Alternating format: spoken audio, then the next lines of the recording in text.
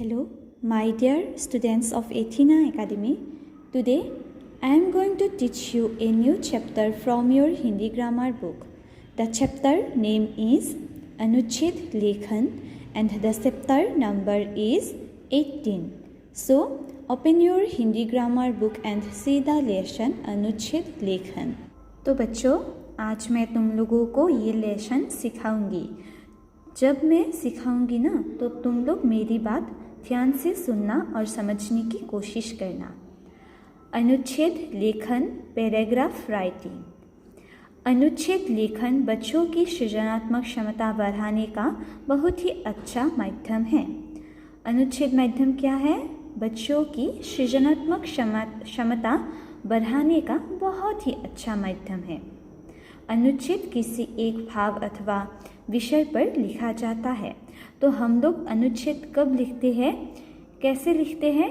किसी एक भाव अथवा विषय पर हम लोग अनुच्छेद लिखते हैं. बच्चों, अनुच्छेद लिखने से पहले निम्नलिखित बातों का ध्यान रखना चाहिए. तो बच्चों, अनुच्छेद लिखने से पहले हमें निम्नलिखित बातों को ध्यान रखना बहुत ही ज़रूरी है.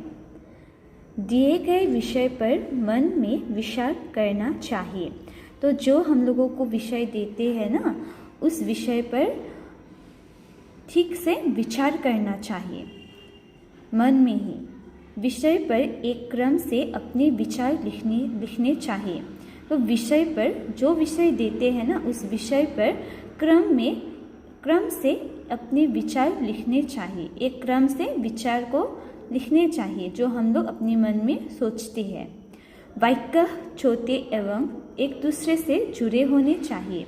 वाक्य जो होते हैं ना, अनुच्छेद में जो हम लोग वाक्यों का इस्तेमाल करते हैं, प्रयोग करते हैं वाक्य, तो वे वाक्य क्या होने चाहिए? छोटे एवं एक दूसरे से जुड़े होने चाहिए. मतलब एक वाक्य दूसरे वाक्य के साथ जुड़े होने चाहिए. भाषा सरल, स्पष्ट और शुद्ध होनी चाहिए. भाषा जो होती है ना, वो सरल, स्पष्ट और शुद्ध होनी चाहिए. सही शब्दों और सही वाक्यों का प्रयोग करना चाहिए. अनुच्छेद लेखन में सही शब्दों और सही वाक्यों का प्रयोग करना चाहिए. अनुच्छेद का आकार छोटा होना चाहिए और सबसे ज़रूरी है अनुच्छेद का आकार. तो अनुच्छेद का आकार सबसे छोटा होना चाहिए. आकार क्या होना चाहिए? छोटा होना चाहिए. बहुत ज़्यादा लंबा नहीं होना चाहिए. तो बच्चों, अनुच्छेद लिखने से पहले हम लोगों को इन बातों को ध्यान में रखना बहुत ही ज़रूरी होता है. अब देखो अनुच्छेद कैसे लिखें. सबसे पहले दिए गए विषय की भूमिका लिखिए. तो अनुच्छेद कैसे लिखते हैं? सबसे पहले हम लोगों को क्या लिखना पड़ता है? विषय, दिए गए विषय की भूमिका लिखनी पड़ती है. फिर क्रम से विषय को स्पष्ट कीजिए. तो क्या करना पड़ता है? क्रम से विषय को स्पष्ट कीजिए. हमें विषय को स्पष्ट करना पड़ता है एक क्रम में. मूल्यांकन यानी विषय से संबंधित सुझाव आदि देते हुए अपने विचार रखें. तो फिर क्या करना पड़ता है? मूल्यांकन यानी विषय से संबंधित सुझाव आदि देनी पड़ती है और विचार रखना पड़ता है. अनुच्छेद का अंत स्पष्ट होना चाहिए और लास्ट में अनुच्छेद का अंत जो होता है ना, स्पष्ट होना चाहिए. तो बच्चों, अनुच्छेद लिखने से पहले और अनुच्छेद कैसे लिखते हैं ये हम लोगों को दिए गए हैं. ठीक है, तो अब हम लोग क्या पढ़ेंगे? अनुच्छेद. अब देखो बच्चों, यहाँ पर पालतू पशु गाय के ऊपर यहाँ पर एक अनुच्छेद दी गई है और इस अनुच्छेद में क्या दिए गए हैं? ऊपर कुछ सहायक शब्द दिए गए हैं. इन सारे सहायक शब्द से हम लोग अनुच्छेद लिखेंगे. ठीक है, तो यहाँ पर ऑलरेडी दिए गए हैं, मैं पढ़ूंगी. गाय एक पालतू पशु है. तो गाय, ठीक है, गाय एक पालतू पशु है. यह काली, सफ़ेद, भूरे आदि रंगों की होती है. तो हम लोगों ने बहुत सारी गाय देखी है जो बहुत भिन्न रंग की होती है ना. गाय हरी घास खाती है और हमें दूध देती है. तो गाय हरी घास खाती है और हमें दूध देती है। गाय का दूध मीठा और बहुत पौष्टिक होता है। इसका दूध पीने से वो बच्चे स्वस्थ रहते हैं। तो गाय का दूध मीठा और बहुत पौष्टिक होता है, हम लोग सब जानते हैं ना, है ना। हम सभी लोगों को पता है कि गाय का दूध बहुत ही पौष्टिक होता है, तो इसका दूध पीने से बच्चे स्वस्थ रहते हैं। गाय के दूध से दही, मक्खन, घी, पनीर, मिठाइयाँ आदि बनते हैं। गाय के गोबर से खाद बनाई जाती है। गाय के बछड़े बड़े होकर बैल बनते हैं, जो बोझा ढोने और खेत जीतने के काम आते हैं। गाय को हम प्यार से गौ माता भी कहते हैं। यह बहुत सीधी और भोली होती है। हमें गौ माता की रक्षा करनी चाहिए और उसे ताज़ी हरी घास और ताज़ा भोजन खिलाना चाहिए। तो क्या होता है, हम सभी को पता है गाय के दूध से दही, मक्खन, घी, पनीर आदि बहुत सारे ऐसे चीज़ें बनते हैं, है ना। गाय के गोबर से खाद बनाई जाती है। गाय के गोबर से क्या बनाई जाती है? खाद। हम लोग खेतों में भी गाय का गोबर इस्तेमाल करते। गाय के बछड़े बड़े होकर बैल बनते हैं, तो बोझा ढोने और खेत जीतने के काम आते हैं। गाय को हम लोग प्यार से गौ माता भी कहते हैं। ठीक है, तो गाय को हम लोग क्या कहते हैं? गौ माता। यह बहुत सीधी और भली होती है। ठीक है, हमें गौ माता की रक्षा करनी चाहिए और उसे ताज़ी हरी घास और ताज़ा भोजन खिलाना चाहिए। तो हम लोगों ने जो अभी पढ़ी है, ये जो है ना, ये किसके ऊपर है? अनुच्छेद गाय के ऊपर। ठीक है, अब देखो रंग बिरंगी तितली।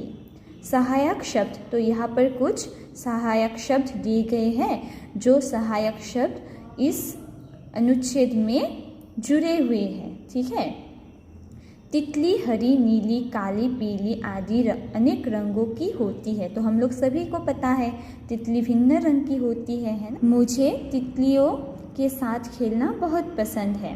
तितली प्रकृति की सुंदरता बढ़ाती है। तो तितलियाँ क्या करती हैं? प्रकृति की सुंदरता बढ़ाती है। वह फूलों पर बैठकर उनका मीठा मीठा रस पीती है। तितली के पंख बहुत सुंदर होते हैं। वह अपने पंखों से आसमान में उड़ती है। हमें तितली को पकड़कर उसे चोट नहीं पहुंचानी चाहिए। उसे खुले आकाश में स्वतंत्र उड़ने देना चाहिए। तो तितलियाँ क्या करती है? फूलों पर बैठकर फूल का मीठा मीठा रस पीती है ना। और तितली के पंख बहुत ही सुंदर होते हैं और अपने पंखों से आसमान में उड़ती है। तुम लोगों ने देखा है ना, तितलियाँ अपने पंखों से आसमान में उड़ती है। हमें तितली को कभी भी पकड़कर उसे चोट पहुंचाना नहीं है। उसे खुले आकाश में स्वतंत्र उड़ने देना चाहिए।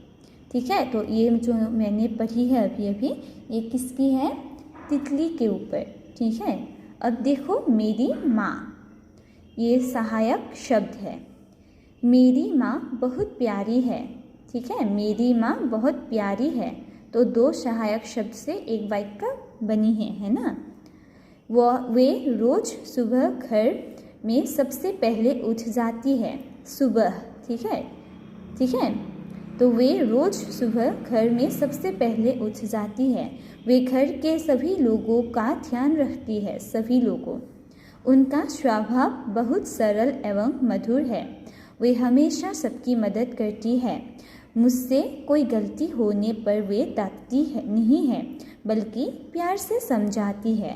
चोट लगने पर माँ उस पर दवाई लगाती है और प्यार करती है।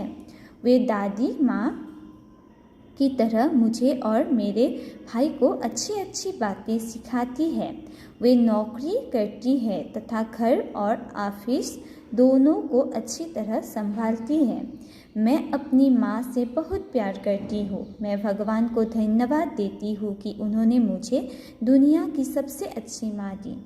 तो ये जो है ना, ये किसके ऊपर है? मेरी माँ। तो यहाँ पर कुछ सहायक शब्द दिए गए हैं और यहाँ पर अनुच्छेद लिखे गए हैं। उन सारे सहायक शब्द से यहाँ पर एक अनुच्छेद लिखा है, ठीक है। तो ये जो होते हैं ना, ये छोटा आकार होती है ना। अनुच्छेद हमें छोटे से लिखनी चाहिए, छोटे आकार में ही लिखनी चाहिए अनुच्छेद, ठीक उसी तरह, ठीक है। अब इधर देखो, जब मैं पहली बार रेल में बैठा या बैठी, ठीक है। अगर लड़का हुआ तो बैठा, लड़की हुई तो बैठी। तो जब मैं पहली बार रेल में बैठा और या फिर बैठी, ठीक है। इस विषय पर हम लोगों को यहाँ पर एक अनुच्छेद दिया गया है, तो अब हम लोग पढ़ेंगे। तो यहाँ पर कुछ सहायक शब्द दिए गए हैं। उन सहायक शब्द का इस्तेमाल करते हुए अब हम लोग अनुच्छेद पढ़ेंगे। मैं अपने माता पिता के साथ बुआ जी के घर जा रहा था। हमें रेल से यात्रा करनी थी। मैं बहुत खुश था क्योंकि मैं पहली बार रेलगाड़ी में बैठने वाला था। तो यहाँ पर क्या लिखा है? मैं अपने माता पिता के साथ बुआ जी के घर जा रहा था। हमें रेल से यात्रा करनी थी, तो रेल शब्द यहाँ पर आया है ना। मैं बहुत खुश था क्योंकि मैं पहली बार रेलगाड़ी में बैठने वाला था। हम स्टेशन पहुँचे। पिताजी ने खिड़की से टिकट खरीदी। स्टेशन पर बहुत भीड़ थी, यात्री आ जा रहे थे। मैं हैरानी से सब देख रहा था। तो क्या हुआ? पिताजी ने खिड़की से टिकट खरीदी। स्टेशन पर बहुत भीड़ होती है और यात्री आ जा रही होती है। मैं हैरानी से सब देख रहा था। तो क्या हुआ? हैरानी से देख रहा था। लाल कपड़े पहने कूली ने हमारा सामान उठाया। सभी कूलियों ने लाल कपड़े पहने थे। तो लाल कपड़े पहने हुए एक कूली ने सामान उठाया था और सभी कूलियों ने लाल कपड़े पहने थे। मतलब जो स्टेशन के बाहर जो व्यक्ति रहते थे सामान उठाने के लिए, उसको कूली कहते हैं, ठीक है। पिताजी ने बताया कि यह उनकी पोशाक है, जैसे तुम्हारे विद्यालय की होती है। जैसे हम लोगों के विद्यालय की होती है ना पोशाक, ठीक उसी तरह उन लोगों की भी यूनिफॉर्म होती है। हम प्लेटफॉर्म पर पहुँचे। रेलगाड़ी पहले से खड़ी थी। हम रेलगाड़ी में अपनी सीट पर बैठ गए। यह स्लीपर बर्थ थी। मैं खिड़की की तरफ बैठा। प्लेटफॉर्म पर अनेक दुकानें थीं। लोग घूम घूम कर भी सामान बेच रहे थे। पिताजी सबके लिए चाय और नमकीन लेकर आए। थोड़ी देर बाद जब गाड़ी चली तो मैं बहुत खुश हुआ। यह मेरी पहली रेल यात्रा थी। गाड़ी के तेज चलने पर सब चीज़ें पीछे भागती लग रही थी। रात में खाना खाकर हम अपनी बर्थ पर सो गए। मुझे सपने जैसा लग रहा था। तो बच्चों, मैंने तुम लोगों के साथ ये लेसन जो है ना डिस्कस किए हैं अभी। तो तुम लोग इस लेसन को घर में अच्छी तरह से पढ़ना और समझने की कोशिश करना।